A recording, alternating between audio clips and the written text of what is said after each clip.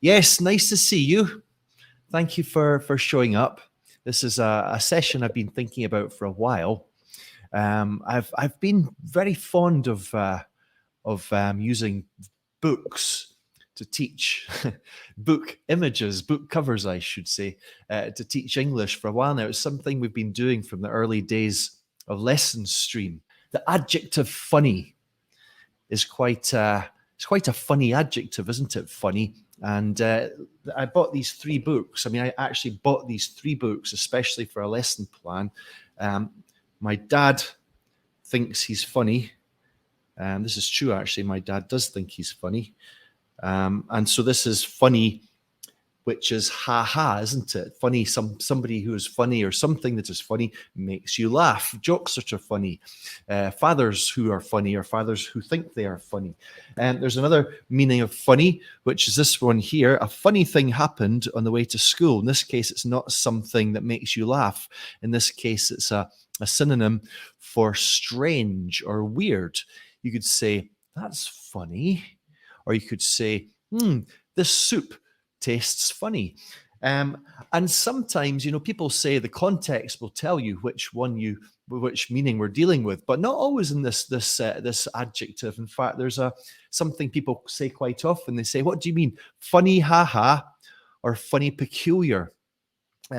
So you don't have to read the books. You just have to use the covers, because these are short, sort of self-sufficient, freestanding texts, aren't they? A funny thing happened on the way to work. A funny thing happened on the way to work. What a fantastic, excellent example to illustrate the meaning of this adjective. And you don't even have to read the books. Great, eh? And here's some more I just pulled off my shelf before we got started here. There's The World's Wife, a book I picked up from IATEFL a few years ago when Carol Ann Duffy gave the closing plenary.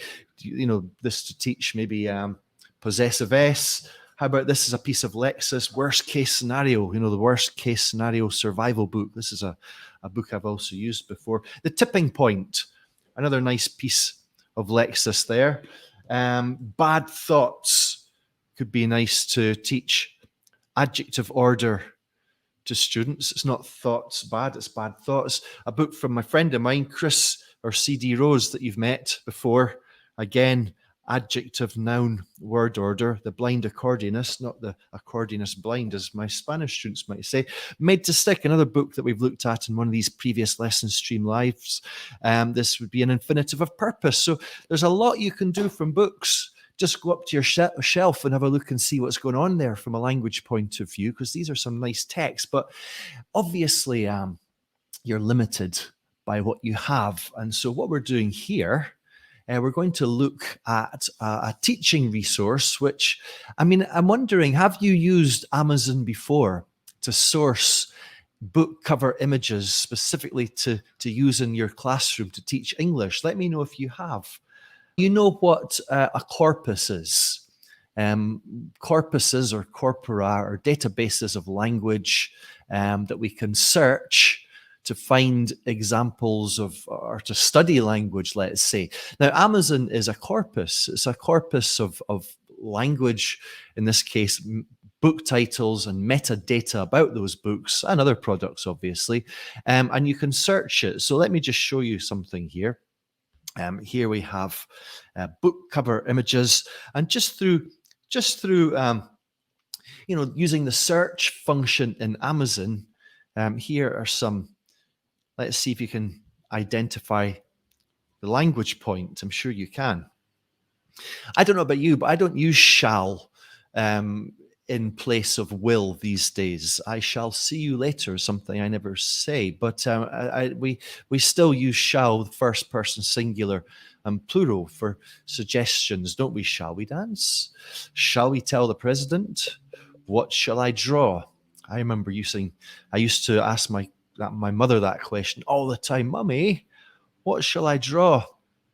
And she would get quite tired of me Actually, my nephew does this too, so I don't know if this book is any good. Never bought it, but it might be. Who's to say? Who's to say? Um, what's the language point here? Um, we've got. I've been meaning to tell you.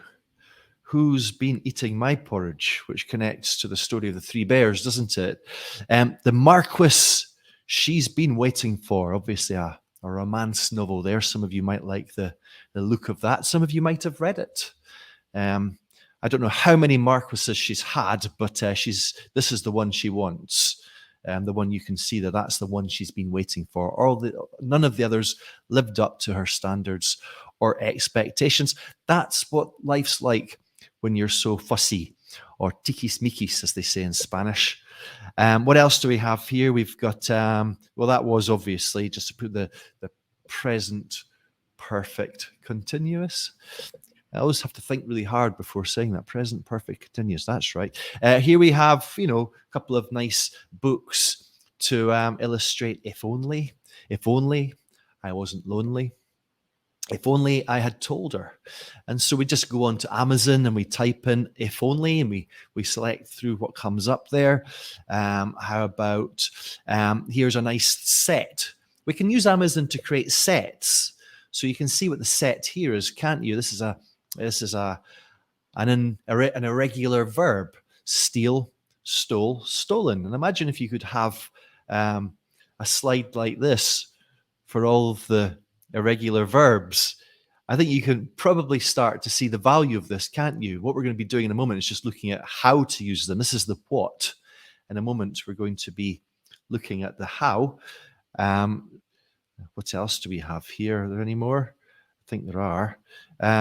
What's the language point here? It's coulda, shoulda, woulda. It could have been worse. The man I should have married was the 3 Marquises ago. I would have loved him if I had not killed him. I wonder how many of us find ourselves reflecting that very sentiment. I would have loved him if I hadn't killed him. I do on a daily basis.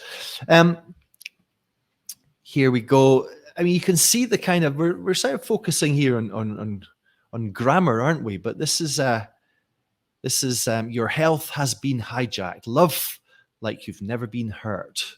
The president has been shot. So this is present perfect with a passive.